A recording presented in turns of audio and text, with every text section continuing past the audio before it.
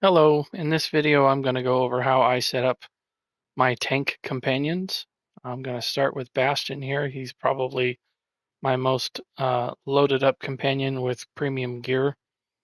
So first off, I'm going to talk about how I decide to set up which companion and what setup I'm going to do on them.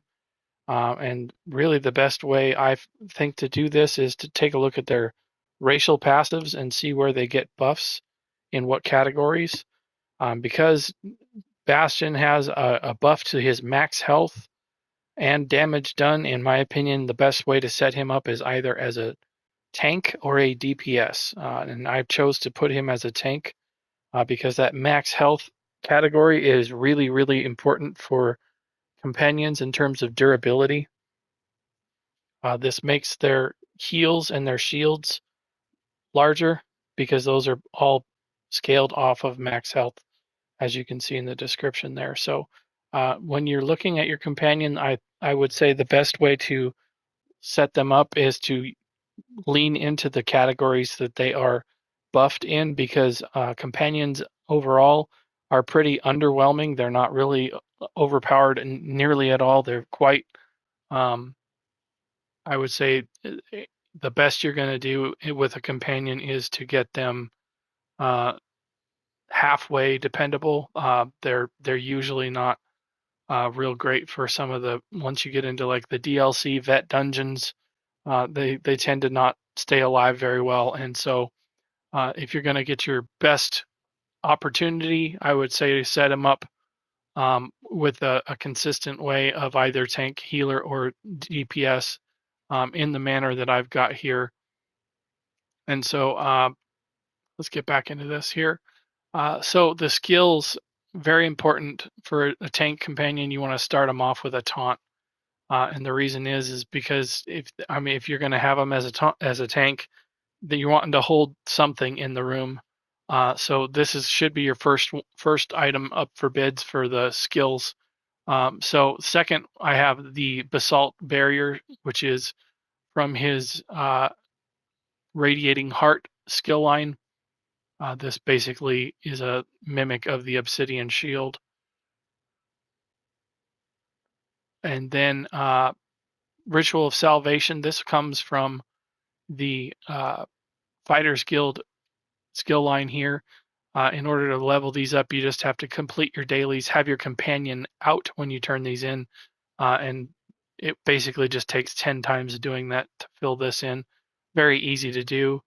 There are no passives to obtain from this, so once you get access to the skill, I think it takes maybe level 6 to get to this one. Once you have that completed, then you don't need to push it all the way to 10, but you never know what you want to change. So I would just recommend leveling it out just to get it done. But then after that, we have the On Guard skill. This is from the Sword and Shield skill line. It's the very bottom one here. I believe this is a level 8 or so that you have to get, or excuse me, this is a level 20. I'm sorry, level 20. So you have to fully max out the Sword and Shield in order to get access to this. This is a really important skill because this absorbs 25% of their health.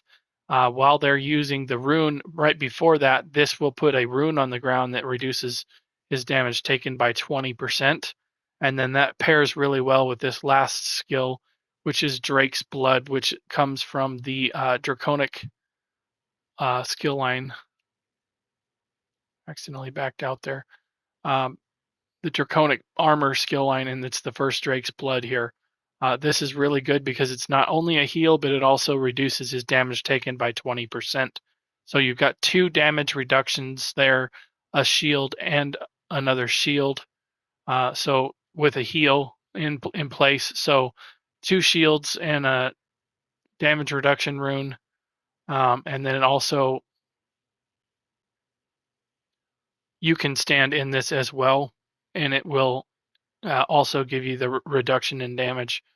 It's very similar to the Circle of Protection for us, which is in the Fighters Guild um, here, which doesn't give us a reduction in damage other than it will give you minor protection, which is 5%, but this is a much more potent one. So this is a really good skill to use if you're going to try soloing things, because if you can stand in that rune while it's up, it reduces your damage taken as well. If the attacker is a werewolf or a Daedra, then that damage reduction value is actually doubled to 40%. So really, really, really good skill to use there. And the reason why I have this set up here is because all of these skills have fairly low cooldowns. You've got an 11-second cooldown here with a 15-second duration. So easy to keep this up 100%. This one is about 50% uptime, which I know sounds bad, but comparable to some of the other companion stuff, it's a very good skill. This one is just about 50%. This one is almost 100% uptime here. And then this one is 75 or so percent.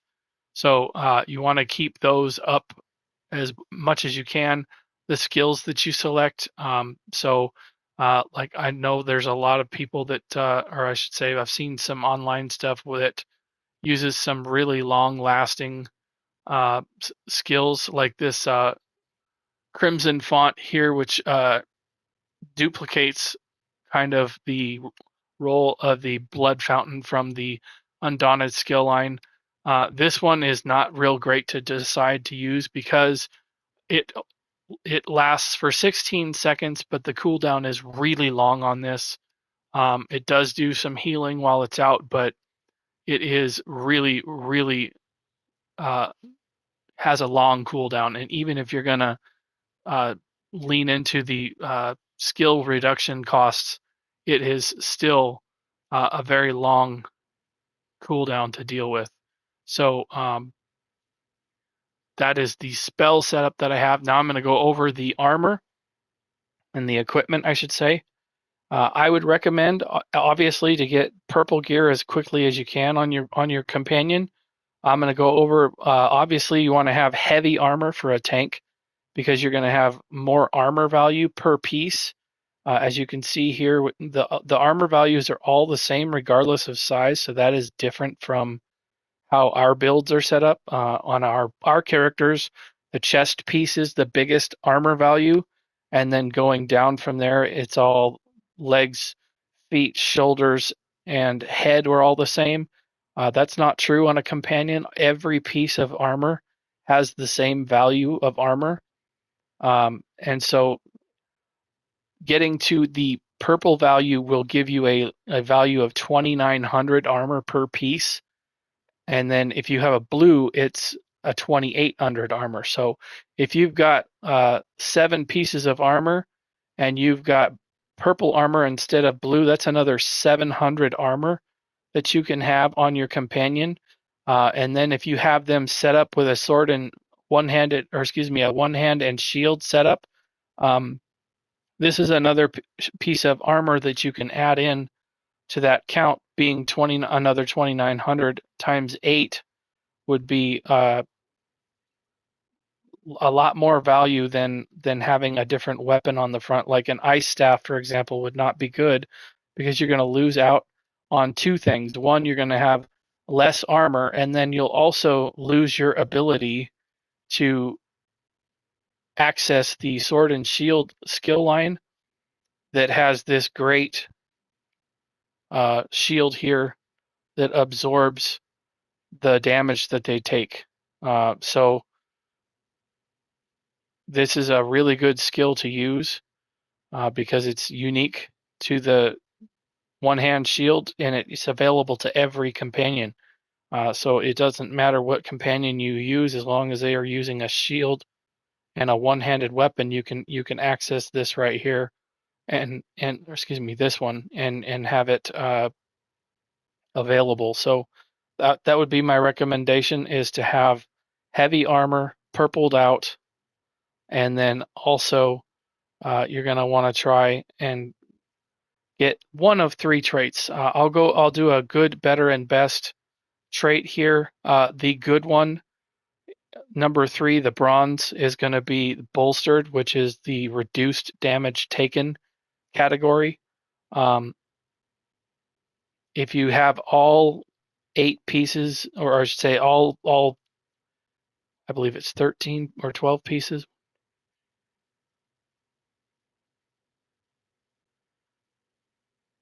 Yes, it's 12 pieces of armor of a companion gear.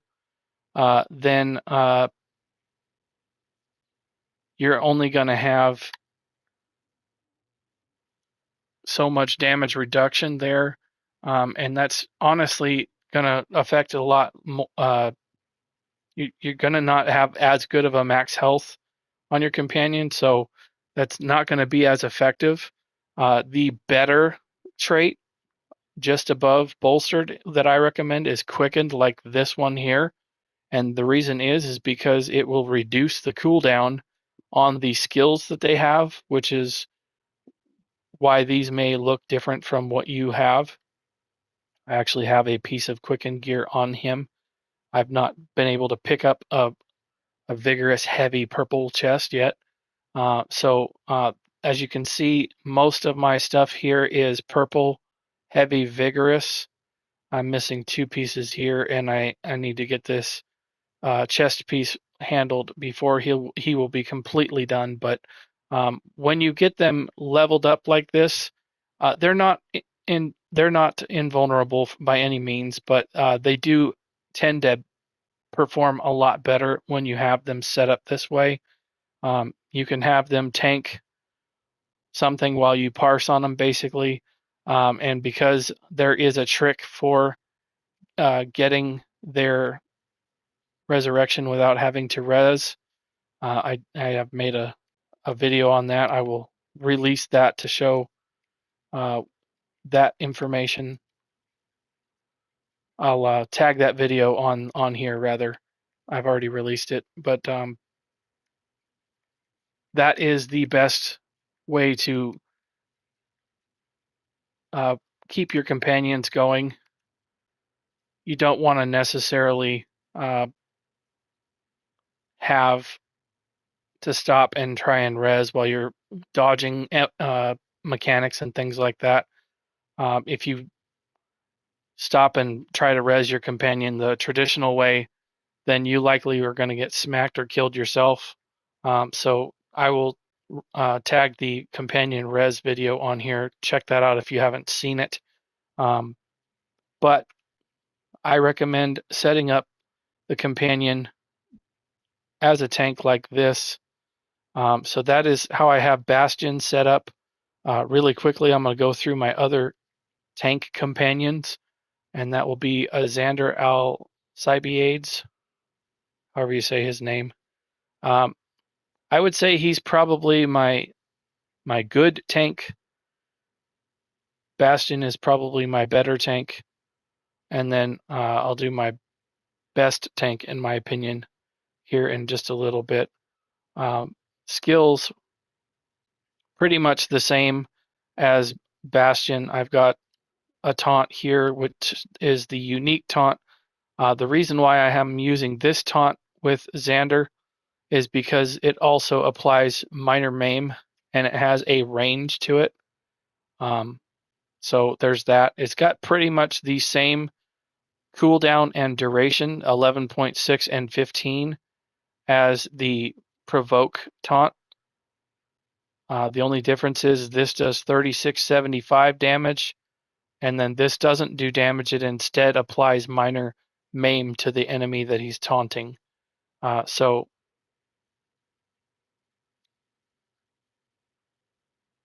that's one thing, and it also reduces the damage done, or that is what the minor maim is. I'm sorry. So I have also the on guard here, which is the shield, and the rune of salvation. So these are the same skills that I have on Bastian. Then I've got a big shield here, and then a heal for the final, and then obviously his tentacle ultimate there. And then he is also geared out in similar gear. I don't have as much purple gear on him because he's probably my third. But there's my The Bolstered trait, for example, you'll get 1.7% reduction in damage if you have a purple Bolstered piece of gear. The Quickened, in my opinion, is probably better than Bolstered, and then Vigorous is the best in my opinion. But in terms of why I set him up for a tank companion, again, you just come down here to the skills. Again, he's a Red Guard Arcanist, and he's got max health and a decrease in cooldown of skills. So that right there was the reason why I chose him to be a tank. That max health is the one of the best traits, I believe. So let's get into Zerith-Var. I believe this guy has the best potential to be the best tank. He, for some reason, just is able to sustain damage much better than most of the other companions. And he's got great skill set here with the Third Moon's Chosen passive. It decreases his ability cooldowns by 3% and increases his max health by 3%. So again, this is a really great setup for a tank. Again, so let's go over the skills really quick. Obviously, I've got the poke here first, the Phrygian armor, it gives him major resolve, so that will help quite a bit. This also chains in enemies from a distance, and it taunts them. So he has the ability to taunt multiple enemies here with these two skills. And then he's got the scythe heal that works really well. The other thing about this is it's got a pretty low cooldown. As I've said previously with Bastian, the cooldowns here are really low. Important to keep that in mind. On guard, again, in place from the sword and shield skill line. And then this one here is the atoning spirit, which acts like the healing spirit from the necromancer skill line. This gives 3,600 health every 2 seconds to them or the lowest ally. So if you dip below a certain amount of health comparative to your companion, you may end up getting a heal from this. But it also heals the companion as well. So I've got 2 heals on him, plus the major resolve skill gives him more resistance on top of the armor. And that's probably one of the reasons why he does so well, is because he's got this major resolve empowering his resistance on top of the equipment that he has on, which is the heavy armor. So he's likely going to have a lot more armor than most of the other companions based on that. The other companions don't really have a great set of armor. For example, if you go into, I believe it's Sharp, has a skill that has what says major resolve on it. However, it's got a different value on it for some reason.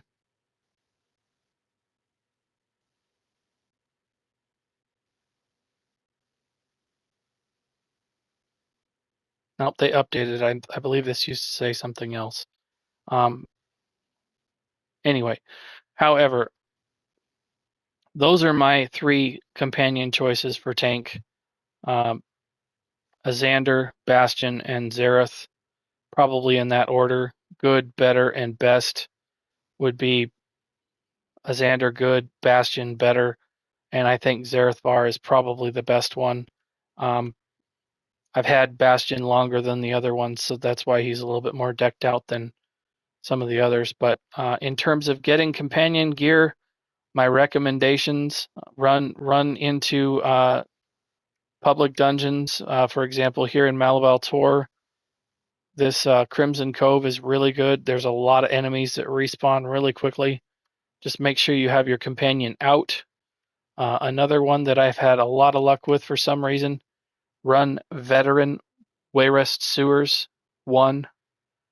You don't have to run it on 2, but 1 for some reason seems to drop a lot of companion gear. And then obviously keep an eye on the Infinite Archive. There are a lot of rotating inventories there from the vendor in the Infinite Archive. You can really get some